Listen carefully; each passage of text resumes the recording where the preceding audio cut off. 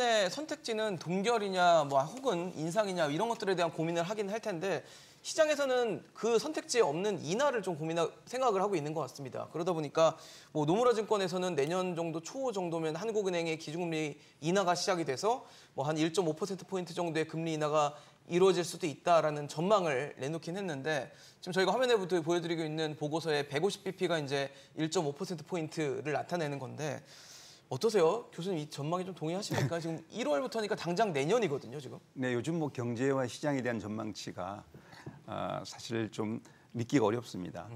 뭐 보시다시피 작년부터 우리 경제 성장률 같은 전망치도 계속 조정이 되고 있고 맞아요. 하향되고 그만큼 불확실성이 크다는 이야기였죠. 그렇기 때문에 지금 내년도에 뭐 금리를 지금 노무라증권이 하는 어떤 그런 전망치를 네.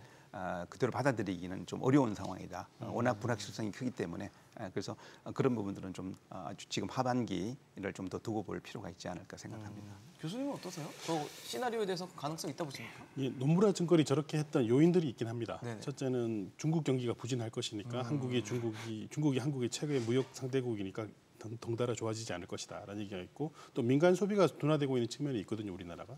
그래서 두 가지 때문에 한국의 경제 성장률이 정체할 테니 이를 극복하기 위한 방법으로 이렇게 할 것이라고 했는데요.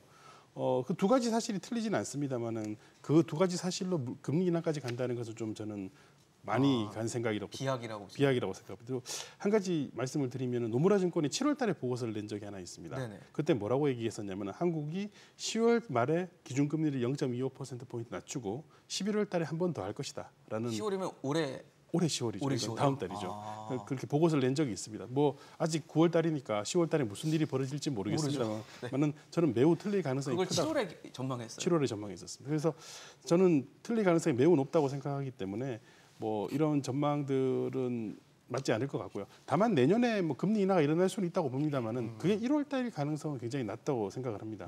그래서 약간 저런 말씀들은 약간 이렇게 인플레이션 같은 요인들보다는 일단 증시 부양에 좀 관심이 많은 그 일부 금융시장의 희망 사항이 반영된 것이 아닌가라는 측면으로 저는 생각하고 있습니다. 어떠세요, 실장님? 예, 상식에 부합하지 않는다고 생각합니다. 상식이 그렇지 않다. 금리를 왜 올렸습니까? 물가 물가 때문에 올린 잡으려고, 거예요. 네. 물가 떨어졌습니까? 아직 아니죠. 2% 목표 물가 도입됐습니까? 안 됐는데 어떻게 금리를 인하하죠? 그러니까 전혀 상식에 부합하지 않는 지금 금리를 이렇게 극단적으로 긴축의 시대를 몰고 온 금리 인상이 네. 정말 초인플레이션 때문에 41년 만에 최고치에 해당하는 이 인플레이션 현상에 방어하기 위해서 금리를 인상했는데 물가가 안정이 안 됐는데 목표하는 물가 도래 안 됐는데 어떻게 금리를 인하할 수 있습니까? 다만 우리가 전망을 한다 하더라도 예. 전망하는 그 주체를 좀 구분한다면 가장 대표적인 전망의 주체 한다면 국제기구 성격, IMF, OECD, 월드뱅크 이런 국제기구 성격의 기구의 전망이 있고요. 그다음 소위 말하는 민간경제연구소들의 그렇죠. 전망이 있고요. 또 국책 혹은 공공사이드의 전망이 있습니다. 그렇습니다. 기재부도 전망하고 한국은행도 전망하고 역시 KDI KDI도 같은 데도 전망하고 전망하죠. 네. 그리고 뭐 예를 들어서 민간경제연구소들도 전망합니다.